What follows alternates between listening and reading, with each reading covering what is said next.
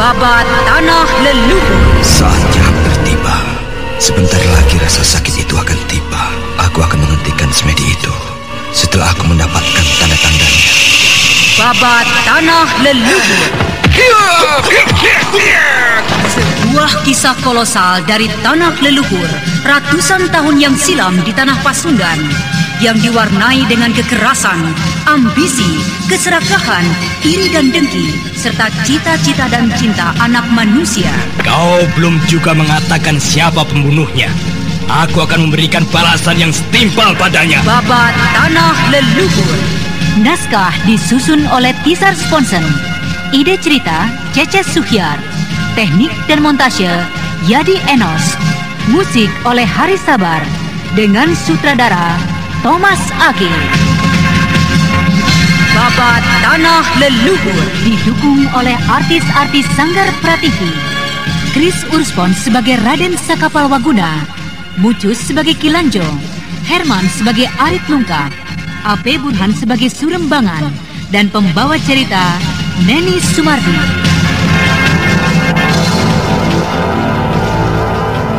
Pada kisah yang lalu diceritakan, Paramita telah kembali pada Raden Purbaya. Ia meninggalkan Resi Amista yang berada di Keraton Kencana Wungu, dan kedatangannya membawa tugas dari Resi Amista gurunya untuk menaruh bubuk kuning di dalam makanan maupun minuman Raden Purbaya. Karena janji Resi Amista yang manis, Paramita bersedia untuk menemui Raden Purbaya dan berpura-pura bersikap manis untuk mencari kesempatan tersebut.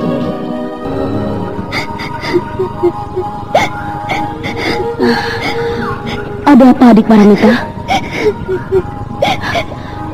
Adik Paramita, apa yang terjadi denganmu? Mengapa engkau menangis? Kakang Mas Purbaya, aku tiba-tiba saja teringat pada ibunda. Aku menyesal telah meninggalkan ibunda secara diam-diam. Kau mengejutkan aku saja, adik Paramita. Ibundamu tidak apa-apa. Besok atau lusa tentu engkau akan berjumpa lagi.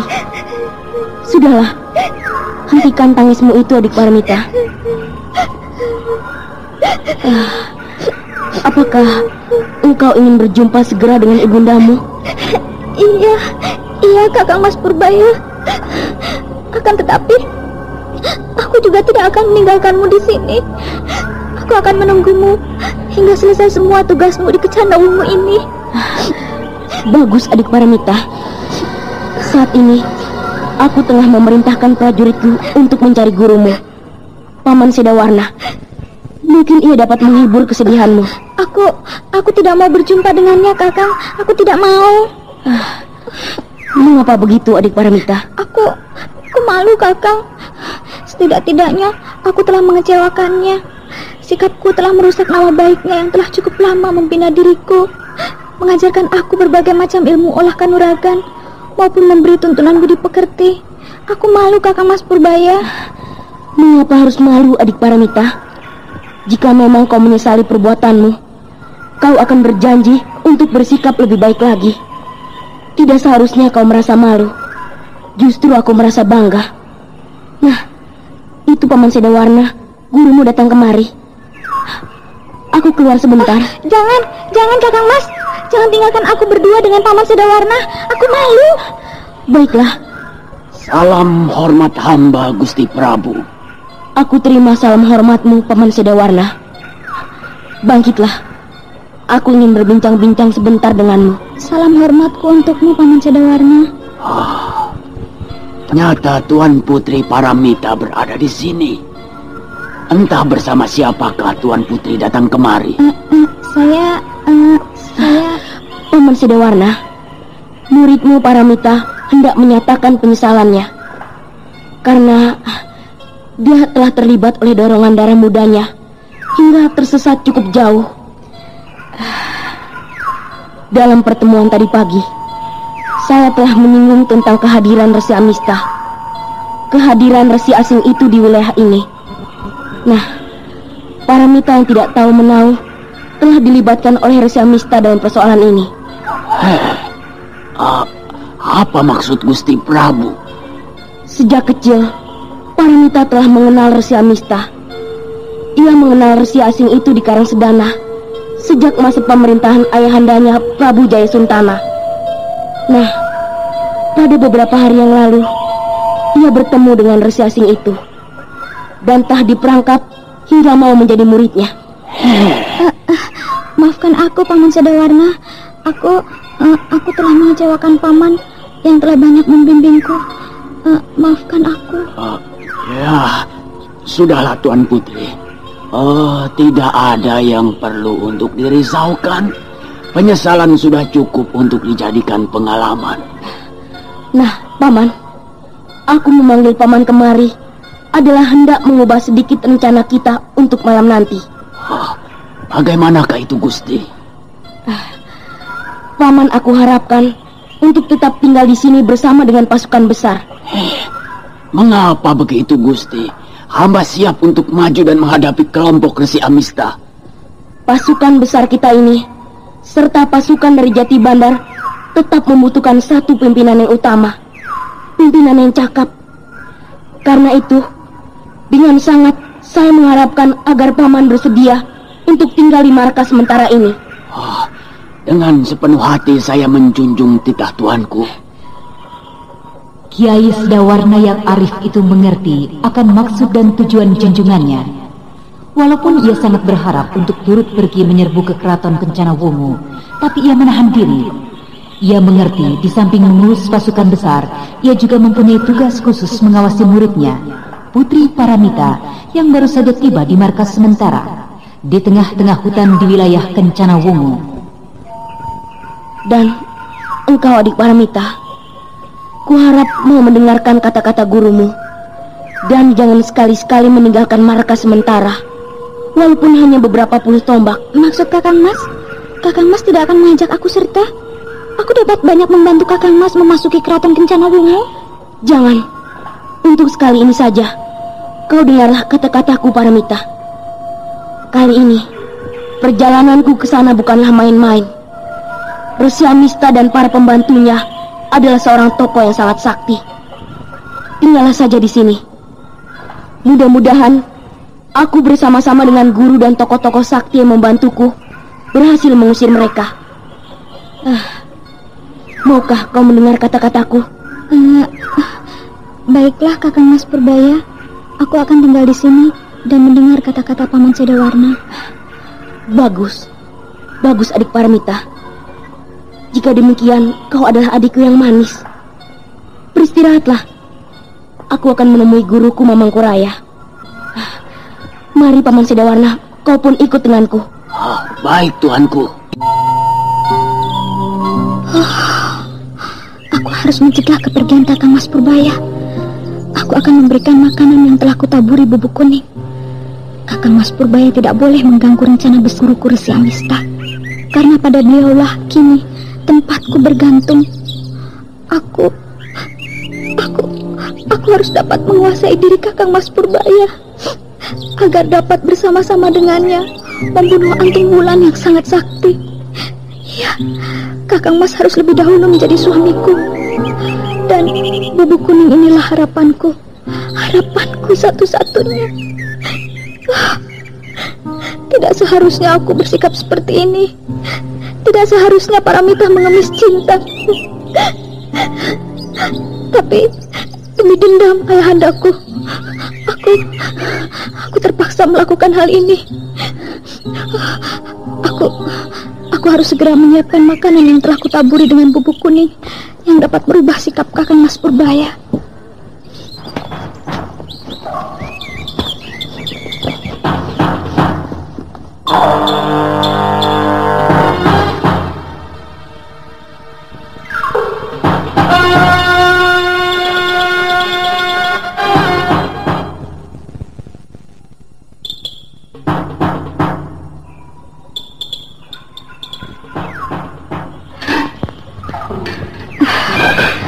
Siap sudah semuanya. Kini tinggal mencari Kakang Mas Purbaya. Aku akan mengajaknya kemari ke tendaku untuk menikmati hidangan ini.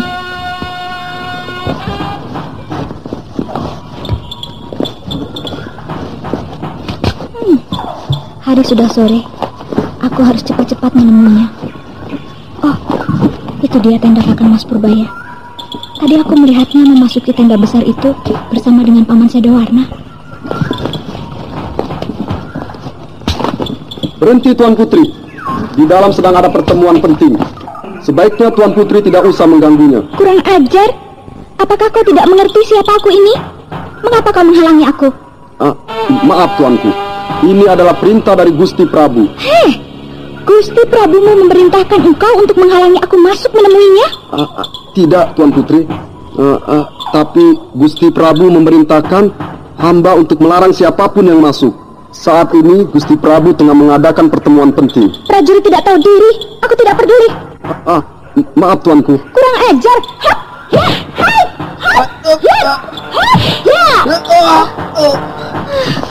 Ingin rasanya aku menghancurkan mulutmu yang lancang dan kurang ajar itu. Ampun Tuan Putri. Hamba hanya sekedar menjalankan perintah. Lalu sekarang, apakah engkau masih tetap akan menghalangiku? Ya, selama hamba masih sanggup, perintah itu akan hamba jalankan. Setan, kau benar-benar minta lebih keras ajarannya ya?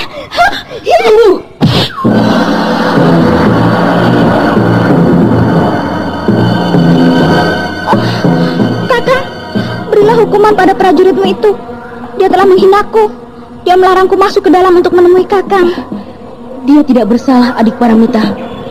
Dia menjalankan perintah yang kuberikan. Akulah yang bersalah, adik Paramita. Aku tidak menyangka kau akan datang menemuiku kemari. Jika saja aku tahu, tentu perintah itu aku berikan kekecualian. Kau tidak dapat menyalahkannya. Ada apa engkau mencariku? Ya, baiklah. Memang aku yang bersalah. Tidak, engkau tidak bersalah, adik Paramita. Ini hanya sebuah kepahaman. Dia.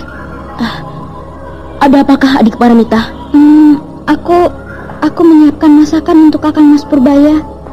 Aku ingin Kakang Mas mau menerima undangan makan dariku sebelum berangkat. Aku sendiri yang memasaknya di dapur barak ini. Ayolah Kakang Mas nikmati masakanku. Sayang sekali, adik Paramita. Aku harus segera berangkat. Kami telah memutuskan berangkat sore ini juga. Ada pertemuan di Kota Raja sebelum kami menyatroni Keraton Kencanawungu. Tapi Kakang Mas dapat singgah di tendaku sebentar saja.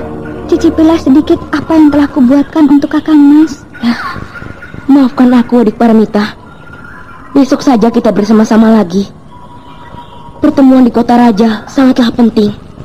Dan itu sebelum senja.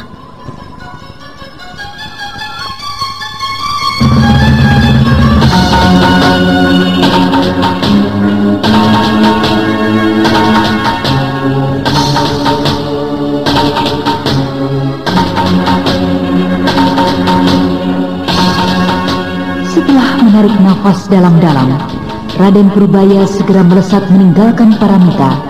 Dan kemudian Cempaka, Mamang Kuraya dan seorang laki-laki bertubuh tinggi besar dan gagah menyusulnya. Dia adalah Ki Bandul Rogo, salah seorang tokoh sakti dari Keraton Jati Bandar.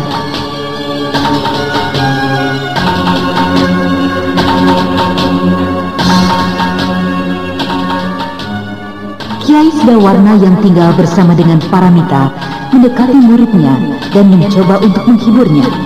Akan tetapi belum lagi Kiai Sedawarna sempat menyapanya, Paramita telah meninggalkannya sambil terisak sedih. Kakek tua yang pernah memberikan tuntunan pada gadis manja dan keras kepala itu hanya dapat menggelengkan kepalanya saja.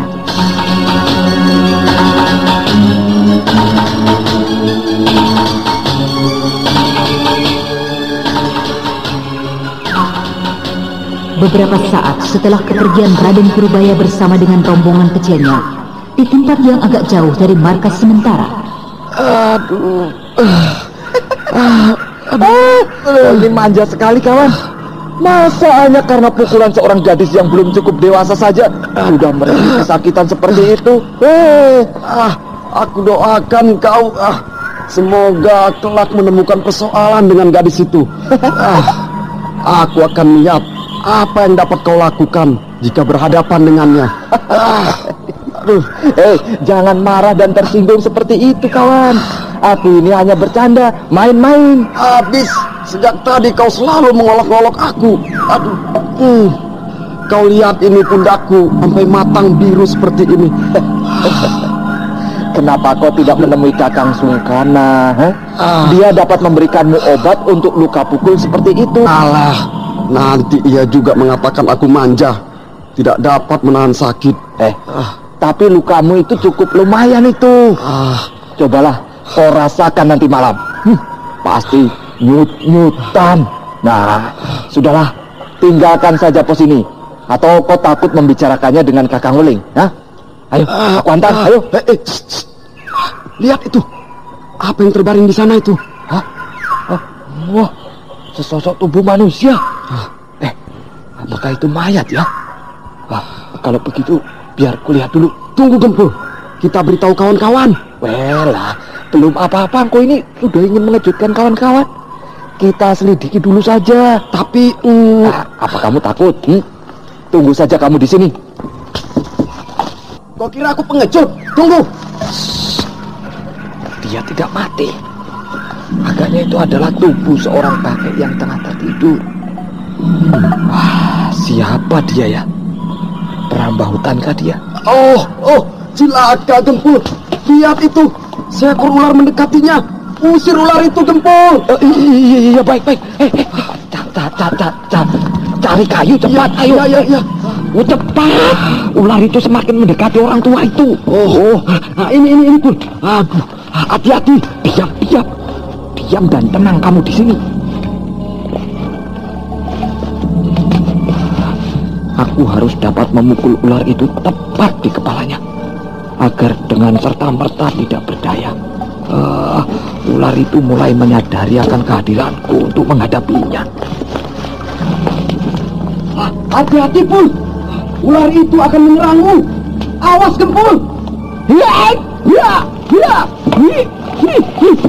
Mati kamu.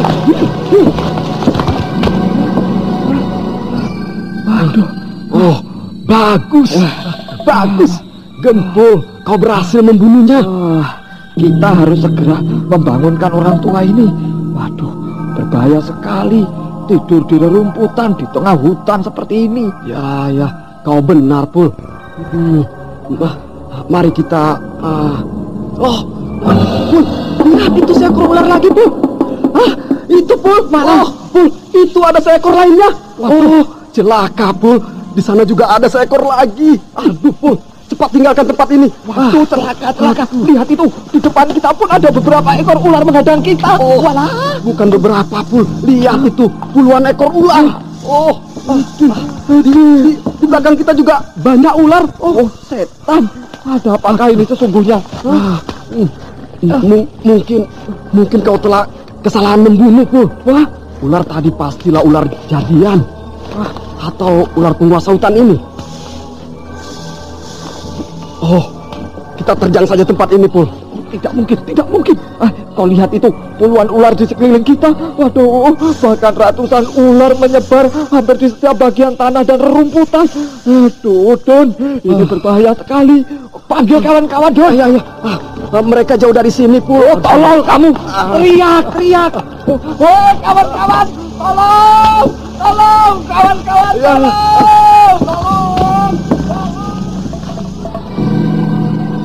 Teriakan kedua prajurit itu segera memecah keheningan hutan yang lebat. Beberapa saat saja, beberapa orang prajurit kawan mereka berdatangan mendekati mereka. Akan tetapi, tiba-tiba saja mereka tersentak dan kemudian menghentikan langkah mereka kurang lebih 7 tombak di hadapan 2 orang kawannya, manakala melihat banyak ular di hadapannya. Gila, dari mana bisa datang ular sebanyak ini? Oi! Apa yang terjadi denganmu, Gempul? Gadung? Entahlah, Kang. Aku tidak tahu. Aku baru saja membunuh seekor ular yang hendak mengganggu kakek itu. Tiba-tiba saja muncul ratusan ular-ular ini, Kang. Tapi ular-ular itu tidak menyerangmu. Entahlah, Kakang. Tentu sebentar lagi. Tolong kau usir dengan api atau apa saja, Kakang. Cepat, Kakang. Sebelum ular-ular ini menyerang kami berdua. Lalu bagaimana dengan orang tua itu? Dia masih tertidur kan? Tertidur? Tertidur katamu dalam suasana seperti ini? Bul, iya dong. Aduh, aneh. Kenapa dia masih saja tertidur? Tunggu. Kita bangunkan, Bul. Tunggu dulu, Bul. Tunggu dulu. Iya, ini aneh sekali. Aneh, Bul. Kenapa dia masih saja tertidur? Lihat itu napasnya begitu teratur. Dan keributan yang terjadi di sini tidak membangunkan dia tidur. Iya, waduh. Aku khawatir justru kakek tua itu adalah penunggu hutan ini, Bul. Ya, ayo kita tinggalkan saja tempat ini, Bul. Tahan. Kamu mau kemana? Lihat ular di belakangmu itu. Mau kemana kamu dong? Ingat ular-ular di sekeliling kita ini. Ya, Bul. Ketakutanku pada kakek itu sampai melupakan aku berada di kepungan ular. Sudah, tenang. Tidak ada jalan lain. Aku akan membangunkan kakek tua ini. Siapapun adanya dia, aku akan memohon maaf dan meminta pertolongannya. Hei, berhati-hatilah kalian. Aku akan membakar rumput di dekat sini. Aku akan berusaha mengusir ular-ular itu. Jangan dulu, Kang. Sementara ular-ular ini belum bergerak, aku akan membangunkan kakek tua ini. Tunggu dulu, Kang. Bul, berhati-hatilah, Bul. Kek, bangunlah, Kek. Waduh, Kek, berbahaya sekali keadaan di sini, Kek. Kakek. Kakek tua yang sejak tadi terbaring bagaikan tidak bernyawa, tiba-tiba membuka matanya dan kemudian duduk di rerumputan, memandang ke kiri dan kanan dengan pandangan bodoh dan ketidakmengertian.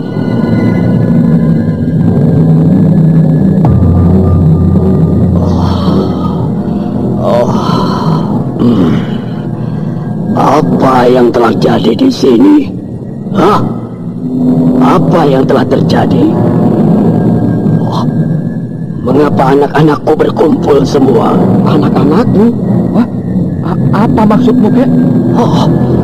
Siapa itu? Belang hitam. Belang hitam, kau tewas. Siapa yang telah membunuh engkau? Siapa yang telah membunuhmu? Aduh, celaka, Bul. Iya dong. Apa yang harus kita lakukan? Jangan, tolong. Siapa yang telah membunuh belang hitam anakku? Kaliankah? Bukan kamu. Pasti salah seorang dari kalian. Ayo, mengakulah. Aku akan membunuh kalian berdua. Dia bukan aku, kakek tua. Kau dusta, Gempul. Kaulah yang membunuhnya. Dia yang telah membunuhnya, Kek, bukan aku. Bohong. Ayo, mengakulah. Jika tidak,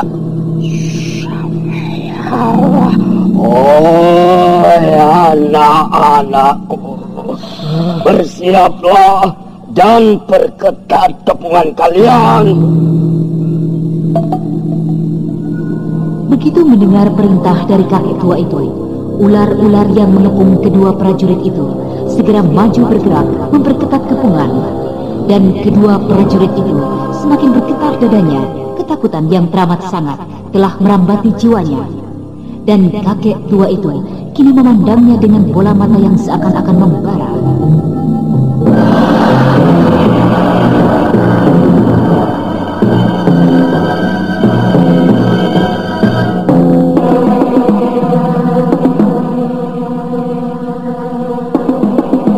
Mengakulah kalian cepat. Iya betul, dia, Kek.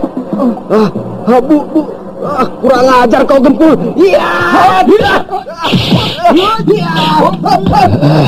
Apa yang terjadi dengan anak-anakku?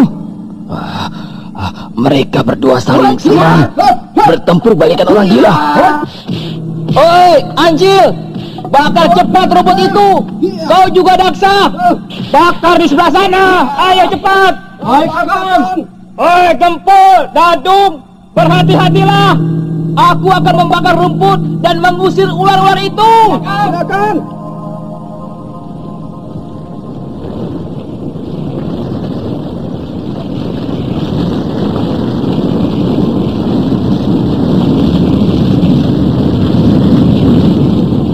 Gila, apa yang terjadi dengan kedua orang itu? Mereka masih saja bertempur. Woi, Gempul, Dadung, berhati-hatilah. Jaga keselamatan kalian. Berhenti bertempur. Ular-ular itu akan berlari ke arah kalian. Mereka akan menjauhi api yang akan menerjangnya. Awas!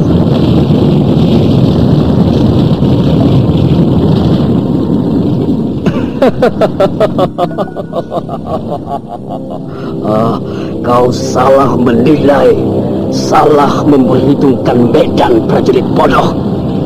Kau lihatlah kemana arah angin berhembus.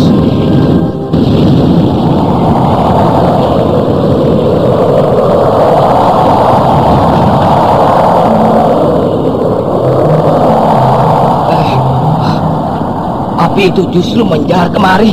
Aneh. Tadi angin ini berhembus ke arah sana. Woi, awas, berhati-hatilah. Menyebar dan selamatkan diri kalian.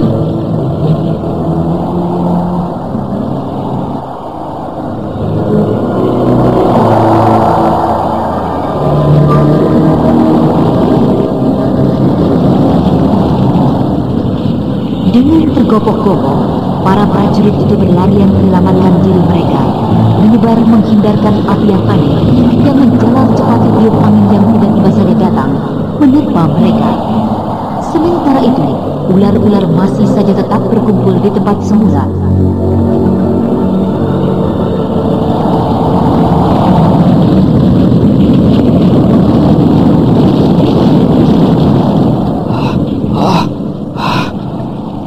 Untung saja daerah sebelah sana bukan padang rumput dan belukar. Bebatuan dan pasir itu menghalangi lajunya api aneh itu. Setan keduanya masih juaha bertempur. Oi, Gempul, Dadung, berhenti! Apakah kalian sudah gila? Mengapa kau mengganggu kesenangan mereka? Mereka suka bertempur. Biarkan saja. Siapakah engkau ini, kakek tua? Apakah engkau penyebab kedua orangku bertempur? Aku adalah penguasa hutan ini. Kedua orangmu itu telah membunuh ular kesayanganku, dan mereka berdua telah mendapat kutuk. Hari semakin sore, keadaan menjadi semakin berbahaya. Aku harus segera mengusir ular-ular itu dan juga dia tua yang bertingkah seperti iblis. Hei, hujani kakek tua itu dengan panah. Baik,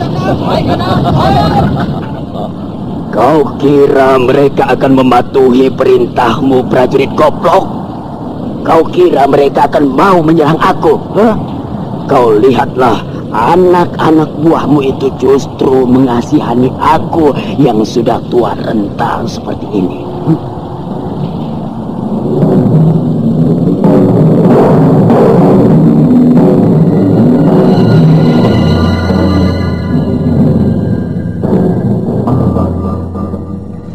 Tanpa disangka-sangka oleh perwira pemimpin kelompok pasukan peronda itu, kelima prajuritnya yang telah menentang busur itu justru berbalik mengarahkan anak panahnya pada perwira mereka. Apakah kalian sudah gila? Jangan bermain-main. Lihat, hari sebentar lagi akan senja. Berbahaya sekali kita menghadapi ular-ular itu. Cepat kau usir orang tua itu dengan anak panah kalian. Jika perlu bunuh orang tua itu. Kita harus menyelamatkan dua kawan kalian, Gempul dan Dadung yang sudah gila itu. Mau dengar perintahku?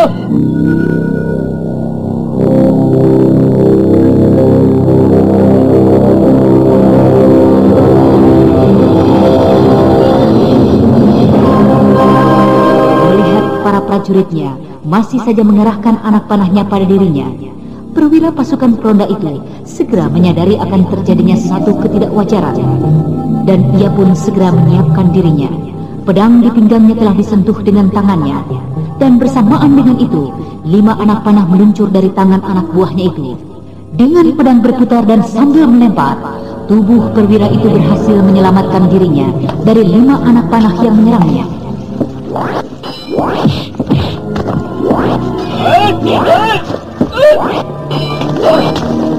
Gila, iblis! Kau tentu akan mempengaruhi mereka. Pengecut! Siapakah sebenarnya kau, orang tua? Apakah engkau sudah tidak mengenal aku lagi? Apakah terlalu banyak perubahan pada diriku? Ataukah kalian semua adalah prajurit baru di Karangsedana? Benar. Sebagian dari kami adalah orang-orang baru. Kami belum lebih dari 3 bulan menjadi prajurit Karangsedana. Pantas saja kalian tidak mengenal aku, jika memang Tuan adalah sahabat ataupun kenalan dari junjungan kami, Gusti Purbaya, ataupun dari almarhum Prabu Ajikonda, maafkan kami. Biarkanlah kami kembali melanjutkan tugas kami, meronda di sekitar hutan ini. Aku memang mengenal kedua junjunganmu, tapi hubunganku dengannya tidak lagi baik.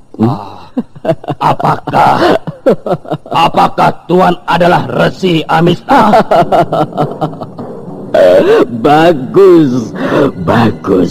Kau rupanya mengenal aku juga. Jika memang Tuan ingin bertempur, marilah kita bertempur. Tapi janganlah Tuan mempermainkan kedua prajurit kami itu. Lepaskanlah mereka dari pengaruh gaib. Dan marilah kita bertempur secara kesatria. Rupanya kau ingin bertempur, baiklah. Tapi kau bukanlah orang yang pantas untuk menghadapi aku. Itu, merekalah lawanmu. Beranikah kau berhadapan dengan mereka? Setan, iblis, jangan kau lakukan itu. Jika kau memang jantan, jika memang kau kesatria, ayo! Semuanya, hadapilah laki-laki itu. Kalian adalah anak-anakku yang baik. Cabut pedang kalian, hadapi laki-laki itu. Setan, iblis, pengut, ayo cabut pedangmu sebelum kau direncah oleh anak buahmu sendiri. Ayo serang laki-laki itu.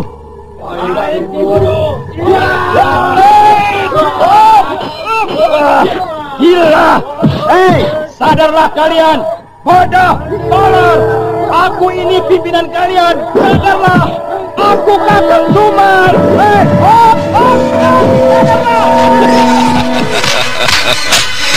bagaimana mungkin kau akan menantangku?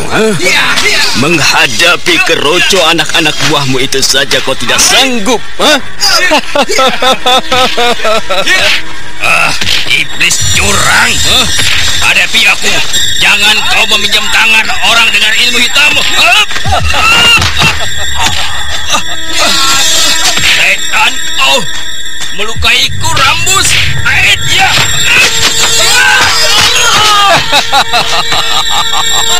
Bagus. Satu orang sudah berhasil kau buat tidak berdaya. Selesaikanlah seluruh lawanmu, baru kau dapat kesempatan menghadapiku. Resi asing licik. Aku akan menghadapinya dengan mempergunakan pedang. Berbahaya sekali jika aku sampai tidak dapat menguasai diriku. Kau menghadapinya dengan tangan kosong. Apakah kau kira ini main-main, prajurit goblok? Kau akan mampus direncah anak buahmu. Cabut kembali pedangmu. Tanpa menghiraukan ejekan dari Resi Amista, perwira dari Karangsedana itu terus menyerang prajurit-prajuritnya dengan pukulan-pukulan yang mampu melumpuhkan mereka jika sampai berhasil menyentuhnya. Akan tetapi, 4 orang prajuritnya dengan kompaknya mengepung, menyerang perwira itu dari 4 penjuru. Seakan-akan tidak ingin memberikan kesempatan pada perwira itu untuk mengembangkan serangannya lebih jauh lagi. Sementara itu, senja sudah mulai turun, angkasa mulai diselaputi awan hitam, dan matahari yang masih berusaha untuk menampakkan sinarnya hanya mampu membiaskan cahayanya kemerah-merahan.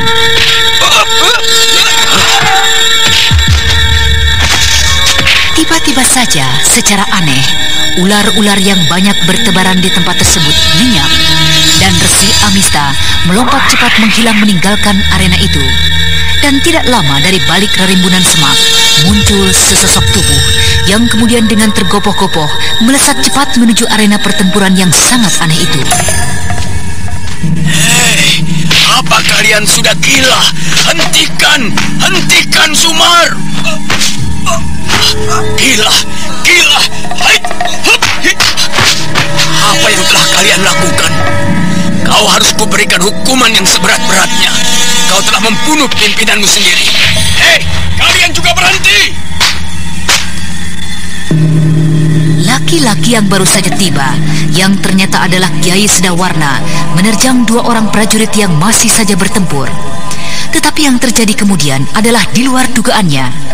Keduanya segera menyambut Kiai Sedawarna dan 4 orang prajurit yang baru saja menewaskan perwira pimpinannya turut menyerang Kiai Sedawarna.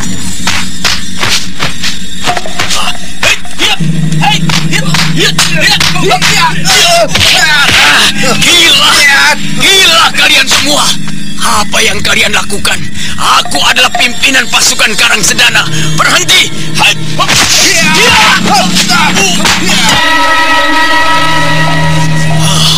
Kau kira kau akan dapat membuat main aku pimpinanmu?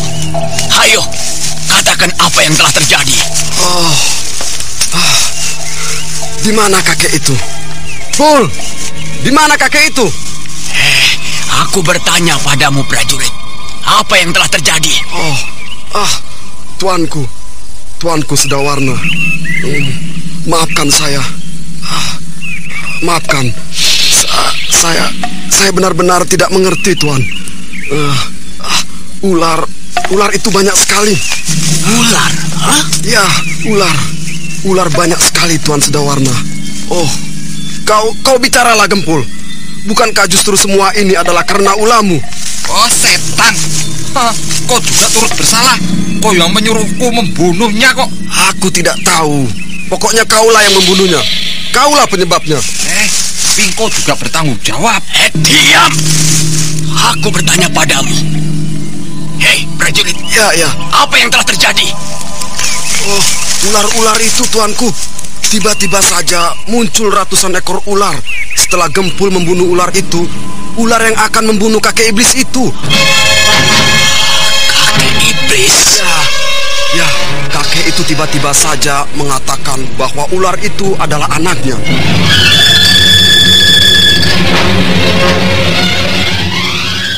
Ketika Kiai Sedawarna tengah terlibat dalam masalah aneh dari prajurit-prajuritnya, tiba-tiba saja muncul Paramita yang langsung saja menghampirinya. Ada apa, Paman? Apa yang telah terjadi? Paramita, kau kembalilah. Jangan main terlampau jauh dari barak sementara kita. Ayo, kembalilah. Tetapi apa yang telah terjadi di sini? Entahlah, aku tengah menyelidikinya. Dan agaknya Kakang Sumar mengenal kakek itu. Apakah kau masih ingat nama kakek itu, Dadung? Mana aku dapat mendengar pembicaraan mereka dengan jelas. Bukankah saat itu kita sedang bertempur? Kalian saling bertempur? Mengapa itu bisa terjadi? Dia, Gempul, menuduhku yang membunuh ular itu. Agaknya orang itu mempunyai kekuatan gaib yang mampu mempengaruhi jiwa dan perasaan orang lain. Mereka juga baru saja mengeroyokku. Saya, Tuan. Saya juga, Tuan. Tuan mengatakan kami. Itu dia bayangannya. Hei, tunggu! Sepertinya aku mengenal suara kakek tua itu. Apa apakah kakek itu adalah seorang resi? Resi? Oh, iya.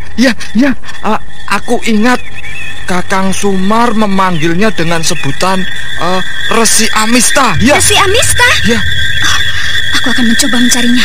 Hap!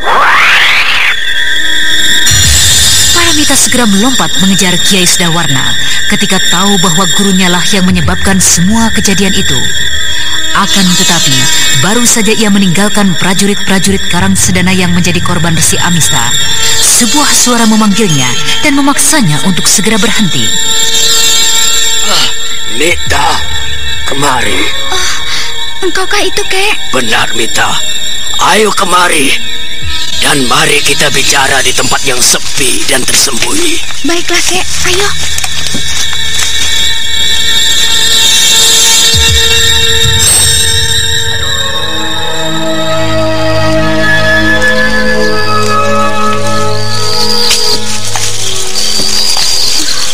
Hari sudah mulai gelap.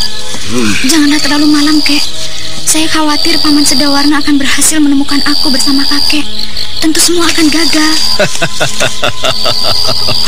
Resi Amista gurumu ini bukanlah seorang yang bodoh. Saat ini Sedawarna ku berdaya dengan bayangan semuku. Bagaimana keadaanmu di sini? Apakah Purbaya dan juga orang-orang Karang Sedana menerimamu sebagaimana biasa? Iya, mereka semua menerimaku sebagaimana biasa. Tapi aku belum berhasil melakukan tugas tersebut, Kek. Sore ini aku baru mempergunakan bubuk kuning itu. Akan tetapi Kakang Mas Purbaya tidak mau kuajak untuk makan bersama. Tidak apa, Mita. Bukankah bubuk kuning itu masih ada? Masih banyak bersisa. Iya, Kek. Aku baru mempergunakan sebagian kecil saja. Masih banyak bersisa. Mungkin untuk 3 atau 4 kali pemakaian. Jangan khawatir. Masih cukup waktu untukmu. Resi Amista menghibur Paramita yang menjadi kecewa karena tidak berhasil melakukan tugasnya. Sementara itu Kiai Sedawarna yang mengejar bayangan seseorang yang berkelebat belum juga berhasil mengejarnya. Kurang ajar. Bayangan itu mempermainkan aku. Siapa itu? Bayangan itu kerap menungguku dan kemudian cepat melesat lagi. Celaka.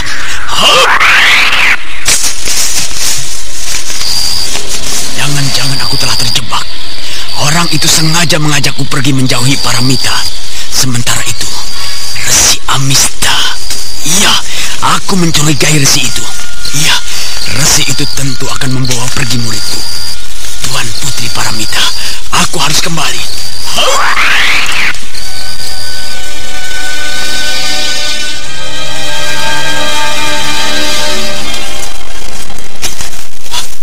Kemana bayangan tadi? Itu dia. Bayangan itu masih saja mengikutiku di belakang. Dia tidak mengejarku kemari. Setan, kau rasakan ini pisau terbangku.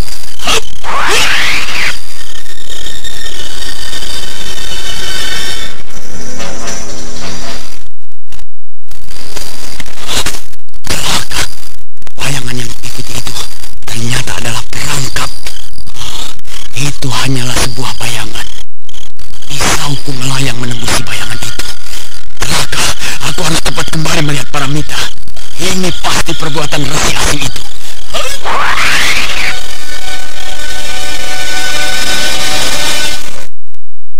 Amista yang sombong dan terlalu percaya diri menjadi lengah. Ia terus berbincang memberi petunjuk pada Paramita tanpa khawatir akan kehadiran Kiai Sedawarna. Tetapi kemudian terjadilah hal yang benar-benar di luar dugaannya.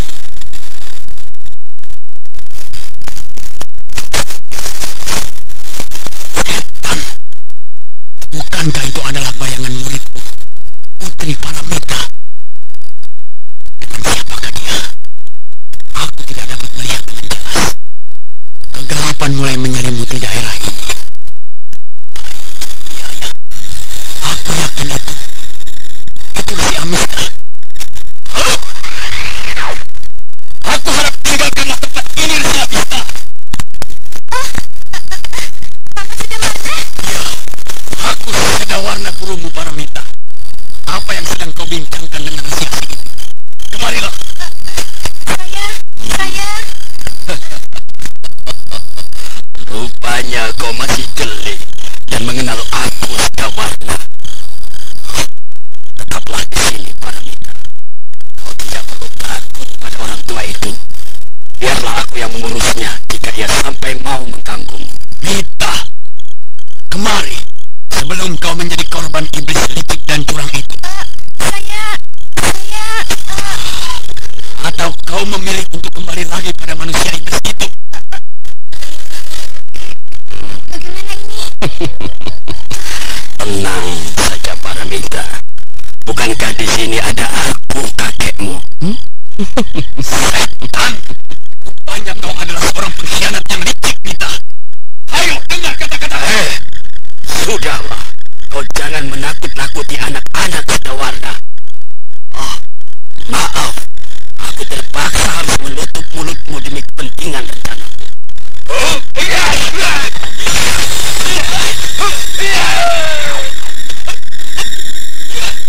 Aku tidak banyak waktu untuk melayanimu. Ada di sini aja 5 bayang-bayang.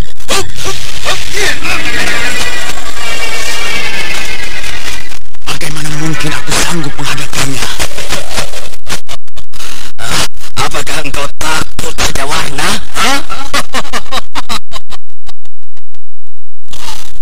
Kau kira aku gentar menghadapi Aji 5 bayang-bayang? Aku mungkin perlaya, tapi aku tidak gentar menghadapinya.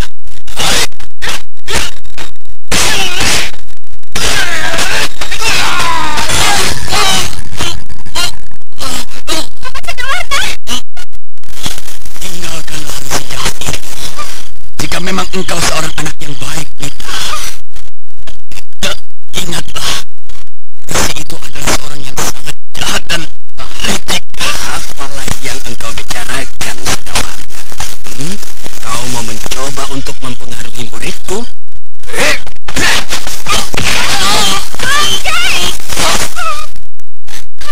Kenapa kakek harus membunuh Paman Sedawarna? Paman. Kakek benar-benar telah membunuhnya. Kakek kejam sekali. Kau akan tugas yang akan kau lakukan. Apakah itu akan berhasil jika Sedawarna mengetahui hubungan kita? Dia pun sudah mendengar sebagian pembicaraan kita dari balik semak-semak itu. Berbahaya sekali. Kau tidak akan berhasil menguasai Purbaya, dan kau akhirnya tidak akan pernah dapat membalaskan dendam ayahandamu. Karena itu sadarilah, Mita. Korbanan harus terjadi. Jangan kau menjadi orang cengeng seperti itu. Tapi Paman Sedawarna adalah orang tua yang baik. Ia banyak membimbing saya sejak saya kecil. Sudah, jangan kau pikirkan lagi dirinya. Sekarang kau kembalilah. Aku akan kembali secepatnya ke kota raja. Aku harus menggagalkan rencana Purbaya untuk merusak rencanaku. Istana itu harus kupertahankan. Kembalilah. Masa depan kelak adalah untukmu.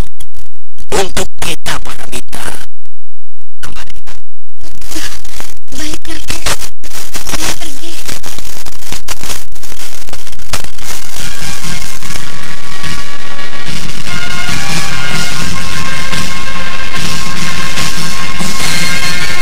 Paramita segera melangkah kembali ke barat sementara pasukan Karang Sedana. Sedangkan Resi Amista melesat cepat menuju kota Raja Kencana Bumi.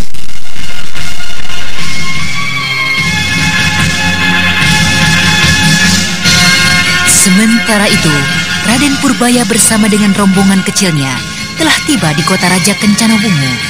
Dan kala itu, hari sudah mulai gelap.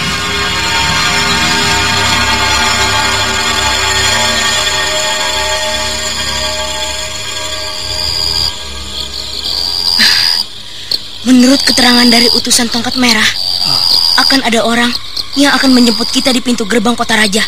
Ya, tentu saja tidak dekat-dekat dengan gerbang ini. tentu prajurit-prajurit itu akan mencurigai kita jika mereka menjemput kita di sini. Marilah kita terus masuk. Anggota tongkat merah yang akan menjemput kita pasti sudah mengetahui kedatangan kita. Dia pasti akan mengikuti kita.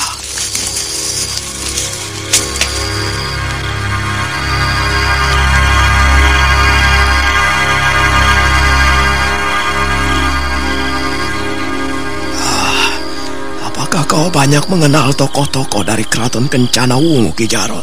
Cukup banyak, Tuan Kuraya. Cukup banyak yang saya kenal. Iya. Tetapi hampir semuanya habis terbantai di hutan bambu Situraja. Memang cukup mengerikan lawan kita kali ini. Tidak usah gentar, Ki Jarot. Kita masing-masing akan mendapatkan lawan yang sepadan. Biarlah aku yang akan menghadapi resi asing itu. Kau boleh menghadapi tokoh-tokoh lainnya. Lalu bagaimanakah dengan Prabu Sora? Kalian berdua bersama dengan Pungkur dapat menghadapinya. Biarlah kami akan mencoba kembali menghadapinya berdua saja, Kek. Jangan tak kabur, Cempaka. Hanya Cakrabuana yang dimiliki.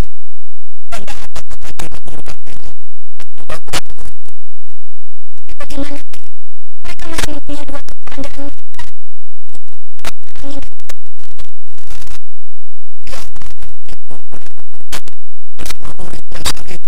Atau tokoh lain dari tongkat Kirajang Karpawon tidaklah terhubung.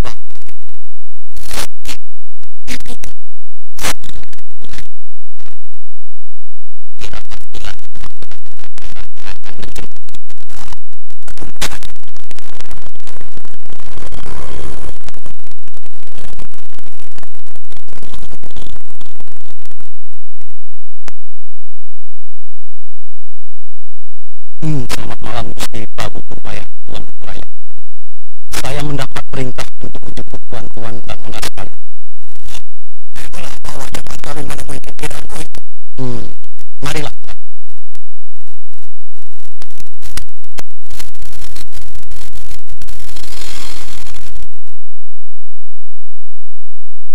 Silahkan masuk saja ke dalam, tuan.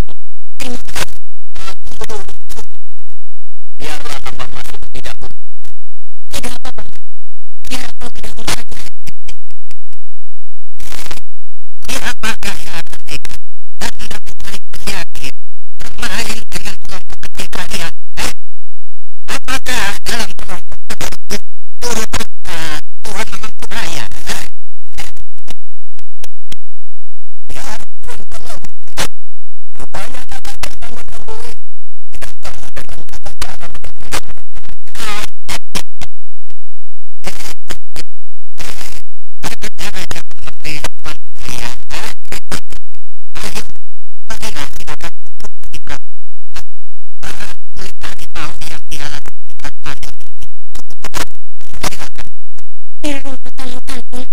Aku terbiasa mendapatkan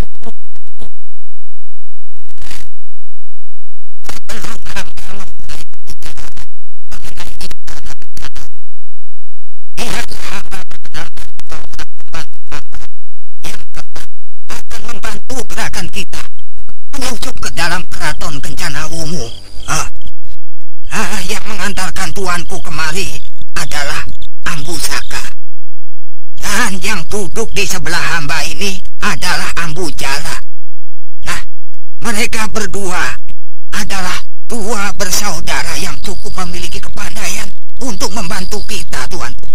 Lalu, di manakah Kakak Sariti? Saya tidak melihat ia bersama kakek. Ia akan tiba sebentar lagi. Saat ini, ia tengah menghubungi Panglima Pasukan Kerajaan Kencana Wungu. Sekarang marilah kita bicarakan tentang rencana kita. Situasi saat ini di kota raja tenang-tenang saja. Tapi hamba tidak berani mengambil kesimpulan bahwa mereka lengah dan tidak waspada. Aki Pungkur. Iya. Jadi menurutmu, apakah kita masih harus mempelajari situasi? Bukan begitu, Ki Jarot. Aku hanya mengharapkan kewaspadaan dari kelompok ini. Karena bukan tidak mungkin Kehadiran Mamangku Raya di Istana Kencana Wungu membuat mereka meningkatkan kewaspadaannya. Tapi bukankah menurutmu tadi suasana di sini tenang-tenang saja? Iya, benar. Tapi itulah yang aku takutkan. Ketenangan yang ada ini sesungguhnya adalah sebuah perangkap. Iya, benar, Kek. Kewaspadaan adalah mutlak harus kita jaga. Jadi bagaimana sebaiknya menurutmu, Pungkur? Begini saja. Kita bergerak menuju istana secara terpisah. Berbahaya sekali rencanamu itu, Ki Pungkur. Memang, kemungkinan mereka untuk memergoki kita lebih kecil. Akan tetapi, salah seorang dicurigai, kita akan kesulitan untuk menolongnya. Jangan khawatir. Aku telah menyiapkan segalanya. Aku telah menempatkan orang-orangku yang menyamar sebagai pedagang di pinggiran jalan seputar Istana Kencana Wungu. Dan masing-masing mereka telah menyiapkan sepasang lampu jarak yang telah diletakkan berdampingan. Apabila mereka melihat salah seorang dari kelompok kita mengalami kesulitan, mereka akan menyalakan sebuah lampu jarak lagi sehingga menyala secara berdampingan. Dan secara beruntun, secara berganti, kawan-kawan mereka akan menyalakan lampu jarak itu sehingga nyala berdampingan. Dengan demikian, kita dapat mencari dengan meninggalkan pos kita. Waduh, cukup bagus rencanamu, Pungkur. Sekarang tentukanlah sekalian pos-pos yang harus ditempati oleh kamu. Itu begini. Iya. Gusti Purbaya dan Cempaka yang sudah mengenal Prabu Sakti Dewangga menempati pos barat. Karena itu adalah pos terdekat dengan bilik istana Baginda Sakti Dewangga. Nah, kemudian Tuan Kuraya menempati pos timur seorang diri. Dan kau, Ki Jarot, akan ditemani oleh Ambusaka, salah seorang pembantu saya itu. Dan saya bersama dengan Ambujala dari pos selatan. Jika begitu, segera saja kita mulai. Benar, Kakek Pungkur. Kita berangkat saja segera. Iya. Sebaiknya kita tunggu saja, Sariti. Mungkin kita akan mendapatkan tambahan keterangan tentang situasi istana dari Panglima pasukan kerajaan. Tapi sampai berapa lamakah kita harus menunggu, Ki Pungkur? Aku kira tidak akan lama lagi. Dia akan tiba, Ki Jarot. Bersabarlah. Ya. Kita akan berangkat sekarang. Sariti sudah tiba. Dia sudah berada di depan gubuk ini. Iya. Kau benar, Tuan Kuraya. Agaknya Tuanku Purbaya sudah tiba di kota raja. Salam hormat saya haturkan untuk Tuanku, juga untuk kakek Mamangku Raya. Salam hormatku juga untukmu, Kakak Sariti. Bagaimana pertemuanmu dengan Panglima pasukan kerajaan Kencana Wungu? Iya, Sariti. Ceritakanlah. Mereka semua sudah tidak sabar untuk segera berangkat.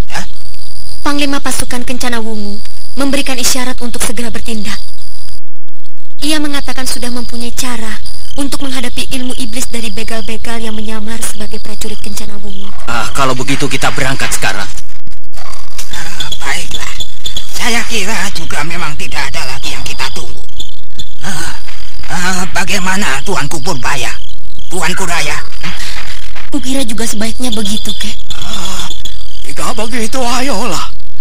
Tapi bagaimana dengan Sariti? Dia akan tinggal bersama kelompok tongkat merah. Dia akan memimpin kelompok tongkat merah untuk membantu apabila kita memerlukannya. Apakah saya tidak bisa ikut serta, Kek? Saya ingin sekali menemani Tuanku Purbaya dan adik Cempaka. Sariti, kau harus memimpin kelompok tongkat merah di kota raja ini, Sariti. Tapi, Kek, bukankah justru Paman Camar Sulung lebih mengetahui seluk-beluk di sini? Biarlah saya turut serta, Kek. Aku tidak keberatan dan bahkan senang sekali jika kakek mengizinkan kakak Sariti mendampingiku. Iya, Sariti. Kau boleh ikut, Sariti. Terima kasih, Kek. Ayolah kita berangkat. Tapi ada satu hal yang tidak boleh kalian lupakan. Resi Asing itu adalah lawanku. Berikan tanda jika salah seorang dari kalian bertemu dengannya. Baik, Kek. Ya. Dan satu hal lagi. Gerakan kita dimulai saat Prabu Purbaya berhasil tiba di bilik utama. Dan bisa menjaganya walaupun untuk beberapa saat. Berhati-hatilah kalian. Ya, mari kita pergi. Ayo.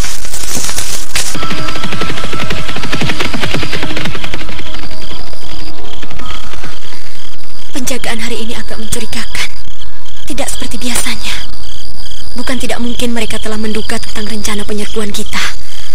Ayo, kita bergeser lagi ke sudut bangunan ini, tuanku. Baiklah, mari Kak Cempaka.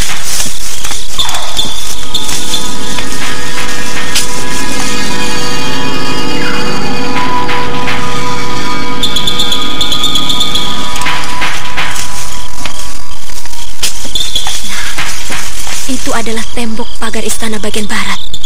Tuanku tentu sudah mengerti letak bilik utama itu dengan pasti. Iya, kita akan melompat naik pada bagian tembok yang sebelah sana. Pada bagian yang terdapat atap-atap yang menjulang lebih tinggi. Ayolah, kelihatannya suasana cukup aman.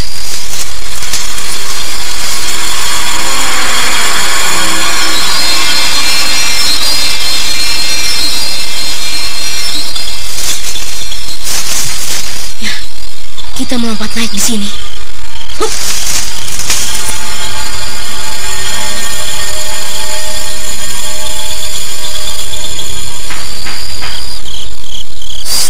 Baiklah, suasana di dalam sana cukup aman.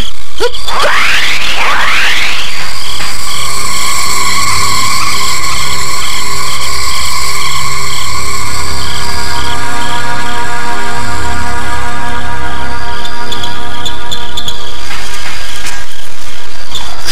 Merunduk, Kakak Sariti. Aku melihat sekelompok besar prajurit di atas atap istana itu seberang kita. Banyak sekali. Nah, lihat. Di sana juga banyak prajurit berjaga-jaga. Aneh. Apakah ini adalah rencana dari Panglima pasukan kerajaan Kencana Wungu? Hei, lihatlah itu di bawah sana. Ratusan prajurit duduk berkumpul. Berangkap. Tunggu dulu, tuanku. Jangan mengambil kesimpulan begitu. Hamba rasa Panglima pasukan kerajaan Kencana Wungu tengah mempersiapkan sebuah jebakan justru untuk mereka. Tapi bagaimana mungkin? Nyatanya mereka berkumpul di dalam istana ini, seakan-akan tengah menunggu kedatangan kita. Dan aku merasa mereka juga telah mengetahui kedatangan kita. Benar, tuanku. Lalu bagaimana rencana kita selanjutnya? Tetap, kita tidak bergeser sedikit pun dari rencana semula.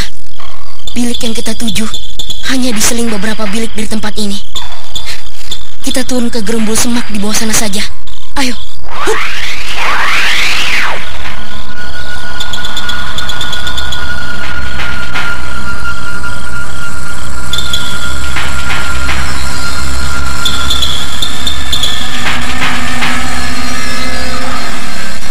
Raden Purbaya merasakan suasana yang aneh di sekelilingnya.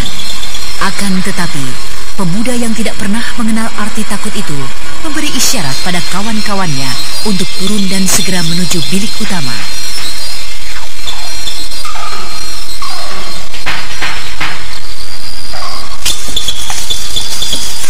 Itukah biliknya, tuanku?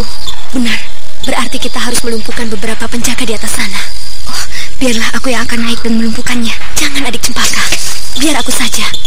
Aku harus membedakan pukulan serta serangan pada prajurit-prajurit di atas sana itu. Apa maksudmu, Kakak Sariti? Prajurit yang kali ini menjaga ada 2 kelompok. Aku harus memukul dengan keras pada prajurit Resi Amista karena mereka memiliki aji rawa rontik semua. Dan pada prajurit Kencana Wungu yang sesungguhnya, aku hanya akan sekedar melumpuhkannya. Tunggulah di sini. Baiklah.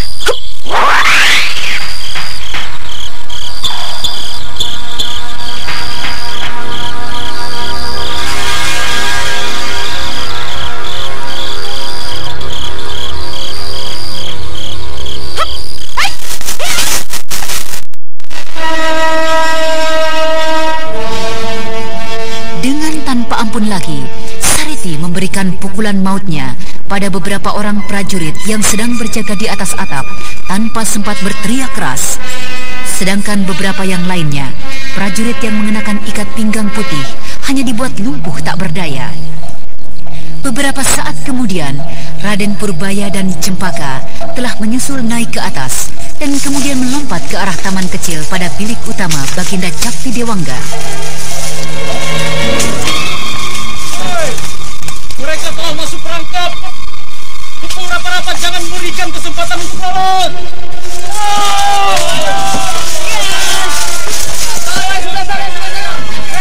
Celaka. Celaka. Kita telah terperangkap. Cepat, cari Baginda Sakti Dewangga dan kedua anak mantunya.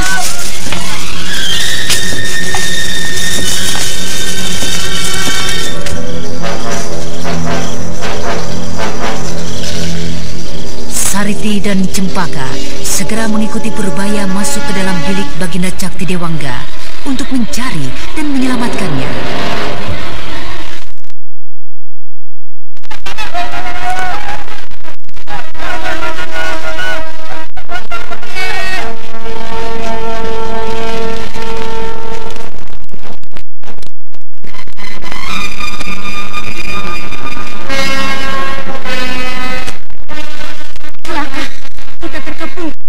Benar-benar perangkap. Cepat, cari Baginda Sakti Dewangga dan kedua anak mantunya. Kami berada di sini, Tuanku Purbaya. Paman, sekaranglah saatnya. Kami telah membawa beberapa tokoh untuk mengusir mereka. Bersiaplah. Saat ini, Tuan. Ayo, bersiaplah anak-anakku. Baik, Anda. Kalian telah masuk perangkap. Menyerahlah Purbaya. Kau sudah terlalu sering mengecewakan aku dengan sikap. Menyerahlah dan kalian akan kuperlakukan dengan baik-baik. Kau kira kami takut denganmu, hah? Hai, Prabusara, raja yang sombong dan angkuh. Berapa pula kau, hei gadis manis berpakaian tompang cantik? Apakah kau murid dari tongkat merah? Benar, aku adalah murid dari Aki Pungkur, pimpinan perguruan tongkat merah. Kami sudah siap dengan kekuatan penuh untuk menggusur kalian dari Kencana Bumi. Tentu kalian datang bersama-sama dengan Bambang Purbaya. Di mana kakek tua renta yang sudah mau mampus itu? Dia ada di sini. Dan sebentar lagi akan tiba di sini untuk meringkusmu, Prabusara. Bocah liar kurang ajar. Kau memang harus merasakan ajaranku. Ya. Itu adalah Aji Banyu Cakrabuana yang sangat hebat.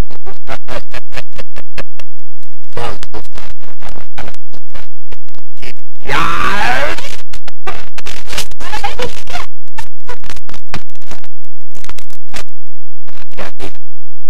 Sampai anak-anak setan itu berhasil menguasai kekuatan halusnya, aku harus segera meninggalkan tempat ini.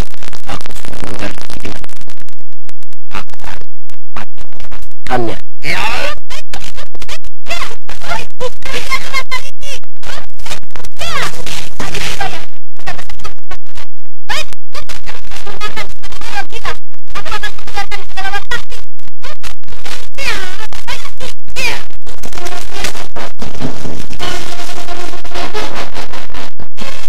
Pertempuran antara Prabusara melawan 3 remaja berlangsung dengan hebatnya. Sariti yang menyaksikan cara bertempur pasangan Purbaya dan Cempaka berusaha menjaga jarak dan menyesuaikan keadaan. Sementara itu di pinggir arena, tiba-tiba terdengar aba-aba yang keras menggetarkan seluruh istana. Sebuah aba-aba yang hanya dimengerti oleh orang-orang tertentu.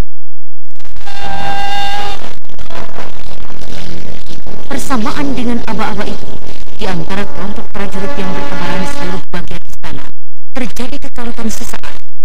Dan hanya beberapa saat saja, kekalutan itu hampir dapat dikatakan kembali menjadi tenang. Akan tetapi, di beberapa tempat terjadi kekacauan. Setan! Licik! Perbuatan siapakah yang khianat dan ingkar seperti ini? Kau pasti akan mampu!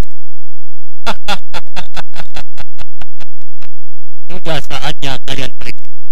Tetapi sebelumnya, kami akan memberikan ajaran padamu dan juga orang-orangmu yang telah mengacaukan tempat kami. Kau kira para prajurit akan mampu melumpuhkan prajurit? Lihat saja nanti. Lihat saja apa yang sedang dilakukan oleh prajurit Kencana Wungu itu.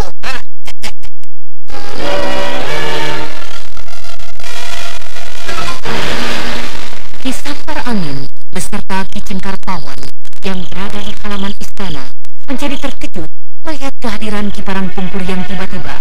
Akan tetapi, ia menjadi lebih terkejut lagi ketika melihat apa yang terjadi dengan orang-orangnya.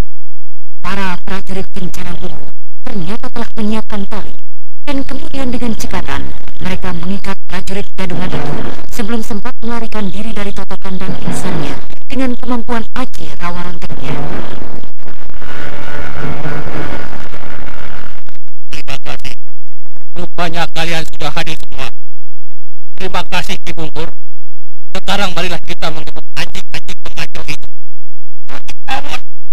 Marilah kita selesaikan pengacau-pengacau ini. Harus kemudian kita menolong prajurit-prajurit kita.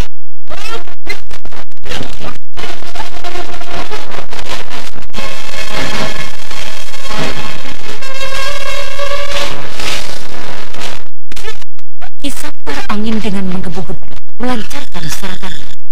Sementara itu Ki Cengkar Pawon menyerang panglima pasukan kerajaan Kencana Wungu. Sementara itu, 1-2 orang prajurit gadungan yang berhasil menyelamatkan diri dari sergapan yang tiba-tiba dari pasukan Kencana Wungu masih saja bertempur dikepung oleh puluhan prajurit Kencana Wungu. Ki Jarot, tokoh utama dari kerajaan Jati Bandar yang merupakan tetangga terdekatnya, melenting dan menyerang prajurit-prajurit gadungan yang tengah dikepung itu. Sementara itu Mamang Bulaya telah tiba di bilik utama dan menyaksikan pertempuran Raden Purbaya, Cempaka dan Sarihi yang melawan Prabu Sora. Pertempuran yang semula terjadi di halaman kecil bilik utama Baginda Cakti Dewangga kini beralih ke atas atapnya.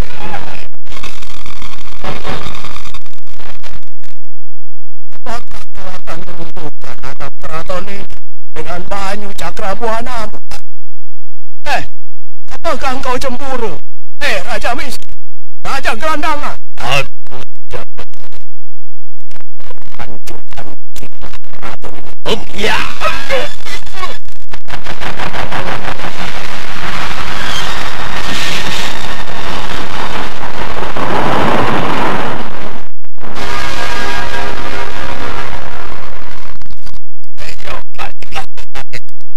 Aku tidak takut kalian semua mengerubutiku.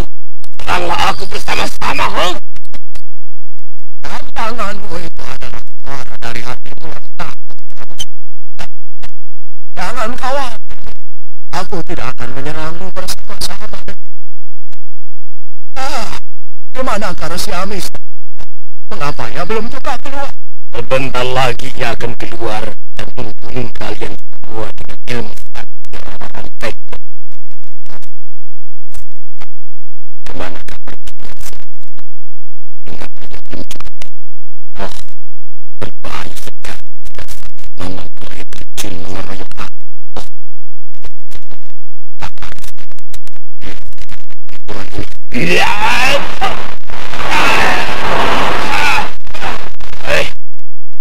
Setan bocah itu bersembunyi di sekitar atap-atap istana ini. Yalah, dan aku akan mengatakan istana ini dengan aji banyu cakrabuana.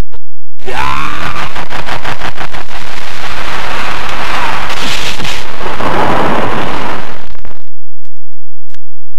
Cempaka, sebaiknya kita keluar dari keraton ini. Mari Sariti.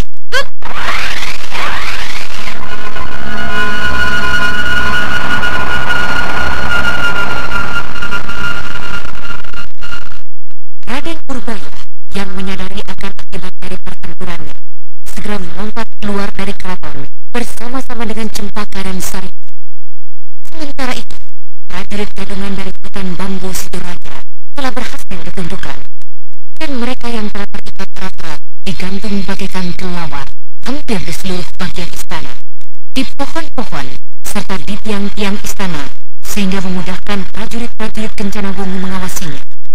Sementara itu, Rasi Amista yang menjumpai Paramita di hutan, di mana prajurit Karang Sedana bermarkas, telah tiba kembali. Dan ketika melihat yang terjadi dengan keraton Kencana Wungu, ia menggeram hebat, bagaikan tidak terkendali.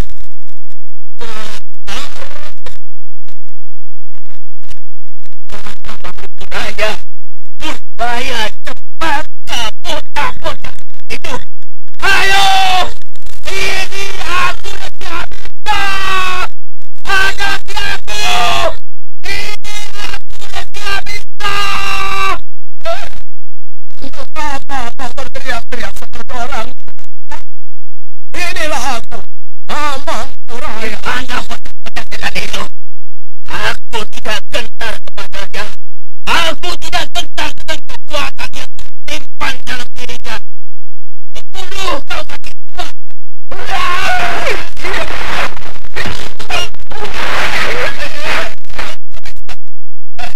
Tempat ini tidak cocok untuk kita. Mari kita tinggalkan istana ini.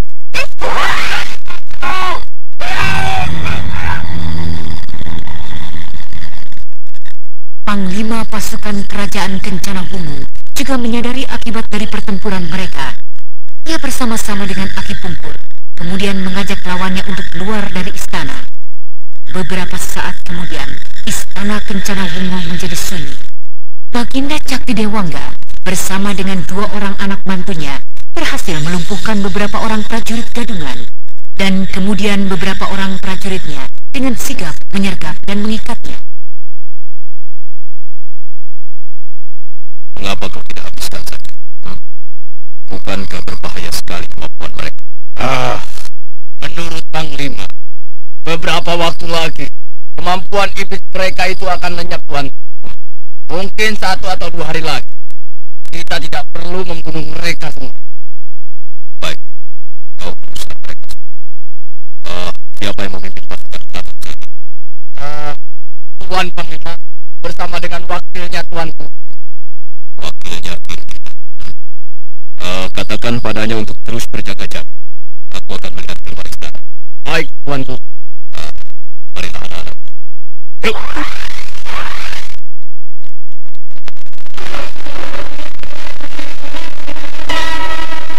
Sementara itu, pertempuran antara Raden Purbaya, Cempaka dan Sariti berlangsung dengan serunya. Prabu Sora dengan Aji Banyu Cakrabuananya berhasil mempersulit gerakan 3 remaja itu.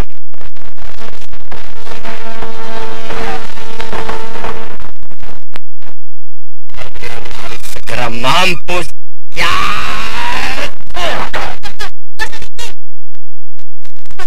Purbaya.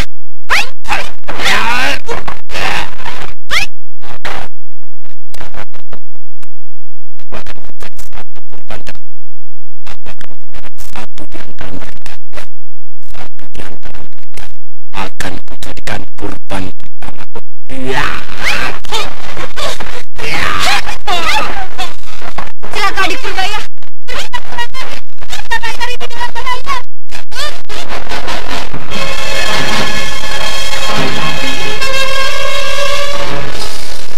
Melihat Prabu Sora mendesak Sariti tanpa mempedulikan serangan-serangan Purbaya dan Cempaka, Raden Purbaya dan Cempaka segera memangkas tenaga saktinya dan menyerang Prabu Sora tanpa mempedulikan keselamatannya.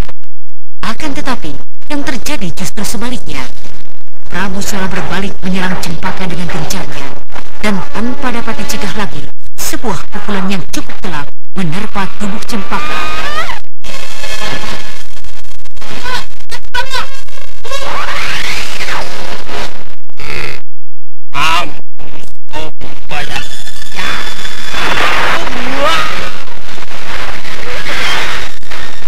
Prabu Sora bagaikan kesurupan menyerang Raden Purbaya yang tengah bersimpuh di samping tubuh Cempaka. Akan tetapi Sariti yang melihat hal tersebut bagaikan kilat mengayunkan tongkatnya menatap ke arah bagian bawah telinga Prabu Sora. Prabu Sora yang mengetahui serangan berbahaya segera menarik kembali serangannya pada Raden Purbaya dan menangkis serangan Sariti. Dan kemudian dengan geramnya ia yang menerjang Sariti dengan pukulan-pukulan mautnya. Adik Purbaya, tinggalkan aku. Lihat itu, Kakak Sariti. Cepat, Kakak Sariti. Kasihan dia. Sebelum dia mendapat. Baik, Kak. Bertahanlah.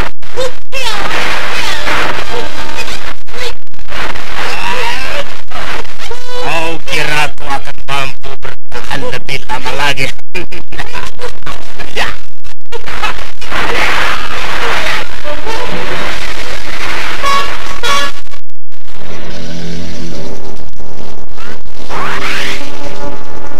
Sementara itu, Cempaka di pinggir arena berusaha untuk mengobati lukanya. Akan tetapi sakit luka di pundaknya seakan-akan melumpuhkan sebagian tenaganya.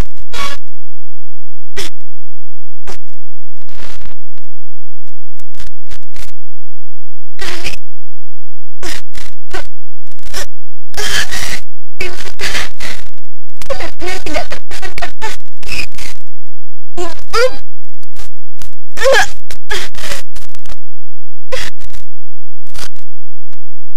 Siapa itu yang mendekat kemari?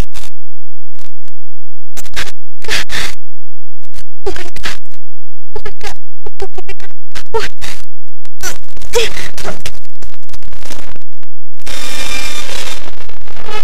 Dengan pandangan yang berkunang-kunang, Cempaka melihat sesosok tubuh yang mendekatinya.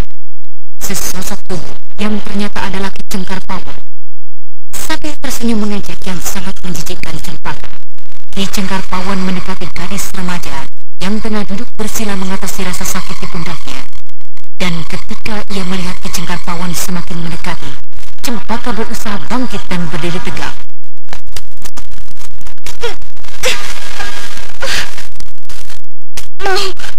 Mau apa kau mendekat kemari? Ingin mendapat ajaran dariku? Sungguh gadis yang hebat.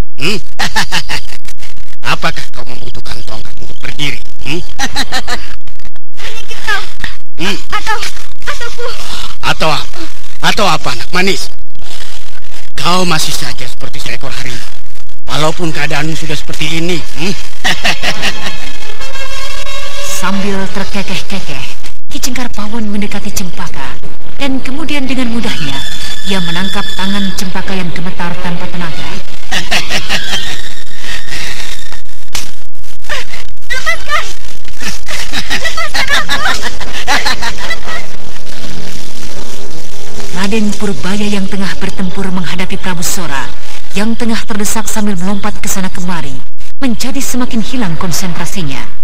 Ketika mengetahui Cempaka berada dalam tangan Ki Cengkar Pawon, Sariti yang melihat hal tersebut berteriak memperingati. Oh, awas tuanku, kita tahan dulu beberapa saat. Mungkin sebentar lagi guruku akan membantu kita. Hati-hati, Raden. Tapi Cempaka, lepaskan. Ini denganmu. Sudah, jangan berteriak-teriak. Awas. Tenanglah engkau di sini. Kita duduk-duduk sambil berbincang-bincang. Lepaskan aku, iblis bau. Aku jijik. Lepas. Lepas. Teriakan Cempaka yang lemah dan mengandung rintih yang memilukan membakar dada Raden Purbaya. Ia merasakan darahnya mendidih. Tanpa mempedulikan lagi keselamatannya, ia melompat meninggalkan Prabu Sora, melenting menuju Cempaka yang tengah berkutat melawan di dalam pelukan Ki Cengkar Pawon. Ki Cengkar Pawon sangat terkejut melihat serangan mendadak dari Raden Purbaya. Dengan tergopoh-gopoh, ia berusaha menyambut serangan itu. Akan tetapi, Ki Cengkar Pawon yang belum siap seutuhnya terlempar menerima pukulan Raden Purbaya dengan tenaga penuh dan tidak sadarkan diri.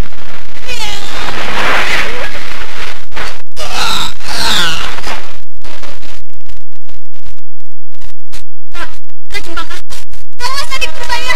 Prabu Sora menyerangmu.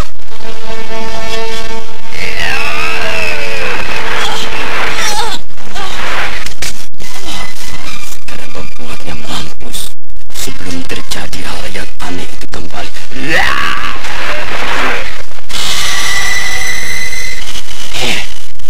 Apa yang telah terjadi?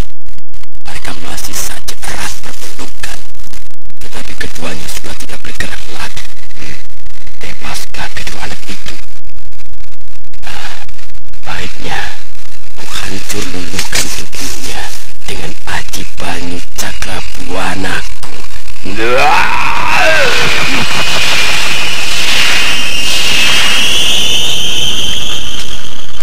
Sariti yang terkapar lemah tak jauh dari tempat itu menyaksikan ulah kebiadaban dari Prabu Sora.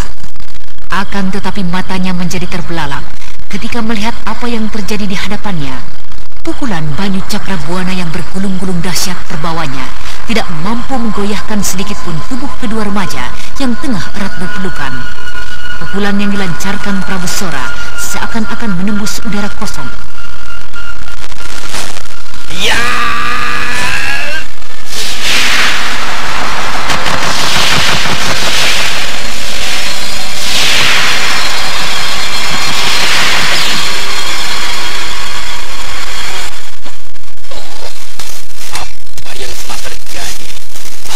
Kekuatan itu telah hadir kembali.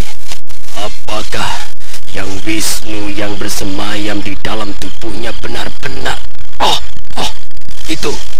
Itu tubuh kedua anak itu mengeluarkan sinar. Kekuatan itu, kekuatan halus itu akan hadir kembali. Aku harus segera tinggalkan tempat ini. Celaka.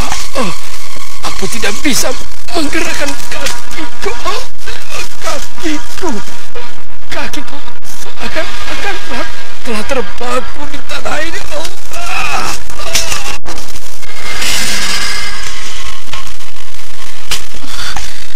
Apa yang terjadi? Tubuh Tuanku Purbaya dan adik Cempaka mengeluarkan sinar yang gemilang. Keduanya kini bangkit. Dewata aku, siapakah sesungguhnya kedua orang itu? Mengapa keduanya nampak demikian agungnya? Yang apakah yang menitis ke dalam tubuh mereka?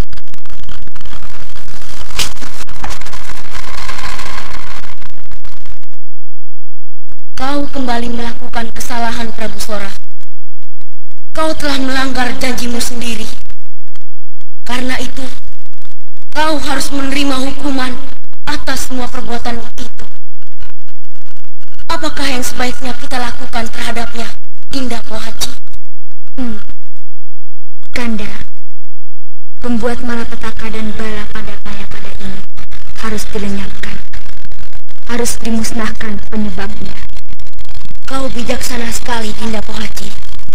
Nah, terimalah hukumanmu, Prabu Sora.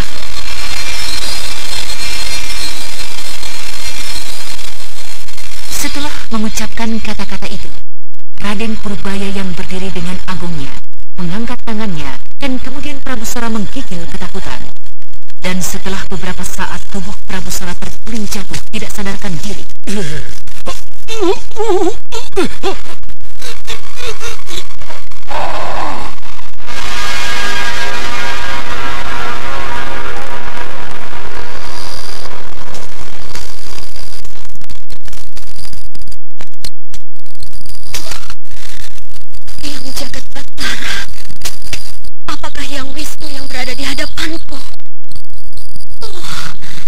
Apakah benar beliau yang menyusup, menitis ke dalam tubuh Gusti Prabu?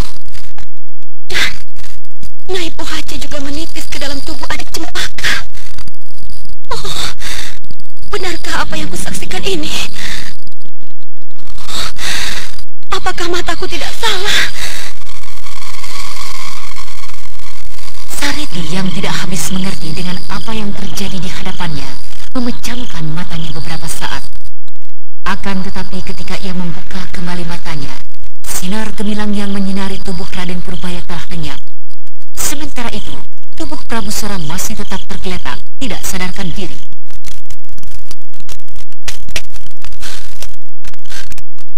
Apa yang telah terjadi, Maka? Entahlah, adik Purbaya.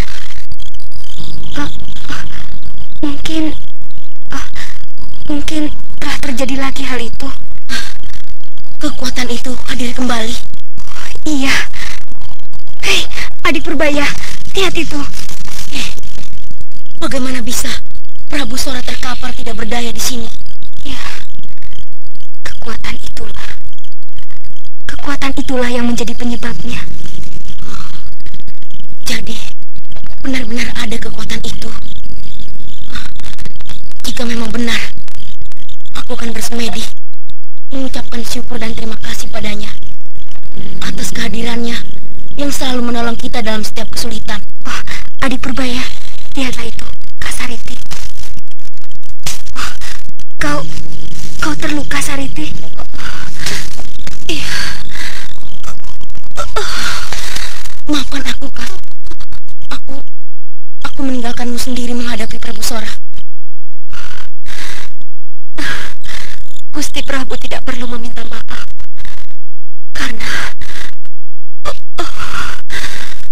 Karena memang keadaan Cempaka saat itu berbahaya sekali.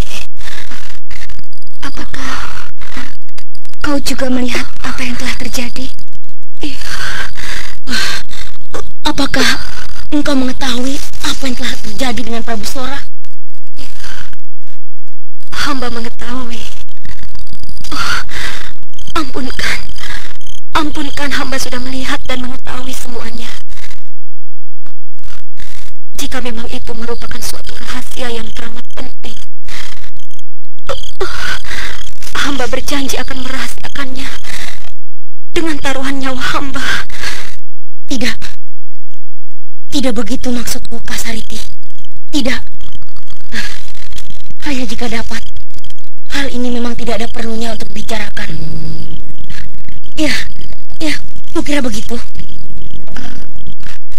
Karena kami memang tidak pernah mengerti dengan apa yang terjadi tadi. Apa yang terjadi dengan diri kami. Saya berjanji. Marilah, kulihat lukamu itu, Sariti. Apakah hanya ini lukanya? Hanya itu. Tetapi sakitnya sangat menyengat. Cempaka, bagaimana dengan lukamu sendiri? Lukaku? Oh iya. Aku tidak merasakan sakit lagi pada pundakku. Sama sekali tidak. Mungkin hanya sekedar luka luar. Iya, mungkin hanya sekedar luka luar saja. Marilah, ku coba meringankan lukamu. Hup!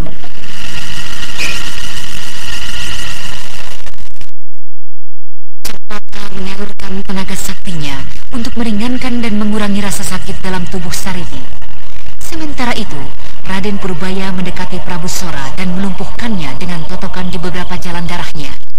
Dan kemudian Ki Cengkar Pawon yang masih tak sadarkan diri juga dilumpuhkan dengan cara yang sama.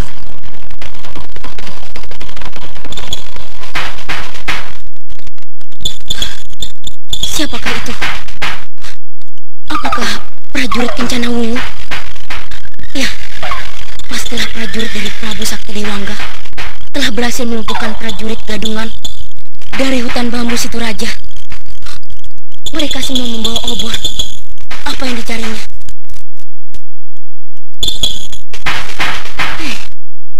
Apa yang mereka angkat itu? Ki Jarot? Apa yang terjadi dengannya?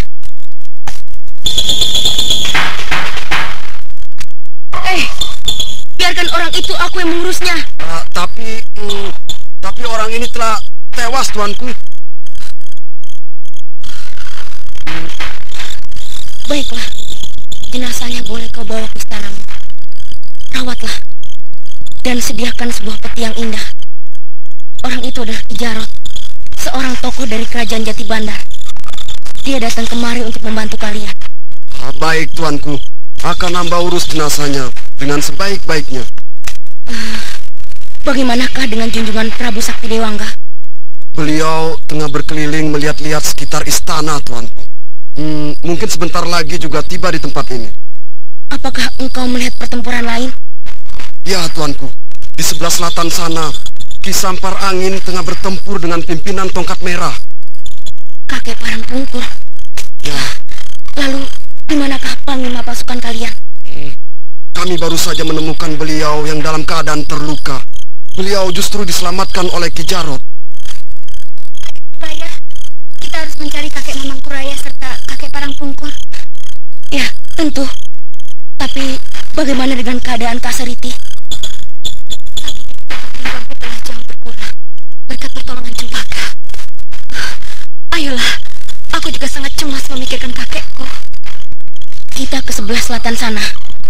Oh ya, kau uruslah juga pengacau yang tidak berdaya itu. Aku akan pergi melihat pertempuran lainnya. Baik, tuanku. Mari Kak Cempaka, Kak Sariti. Hup.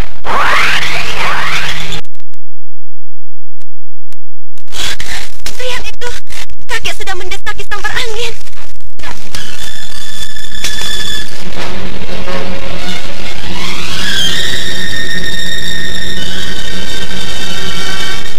Ketiga remaja itu berhasil menemui Ki Parangpungkur, dan ia sempat melihat Ki Parangpungkur menyelesaikan Ki Sampar Angin dengan jurus pamungkas dari ilmu tongkat sakti.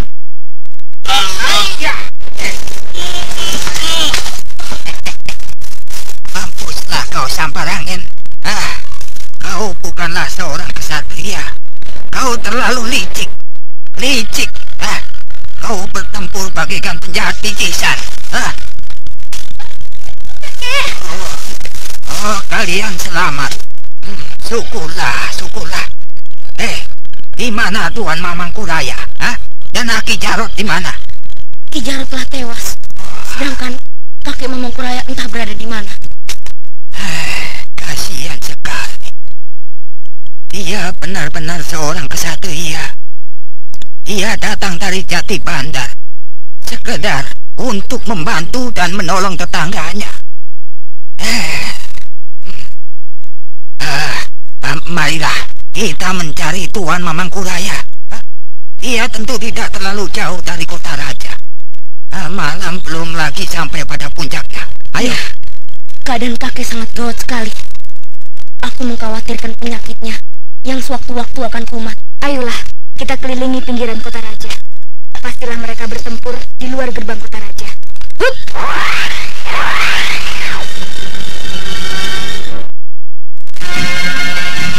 Kemudian mereka berempat melesat keluar kota raja. Nah, para pendengar sekalian, apakah yang akan terjadi dalam pertempuran dua tokoh mahasakti itu? Apakah Mamang Kuraya akan mampu mengatasi kemampuan Resi Amista yang semakin meningkat? Untuk mengetahui jawabannya, ikutilah kisah Babat Tanah Leluhur ini dalam episode ke-18 dengan judul Pedang Ular Emas. Sampai jumpa.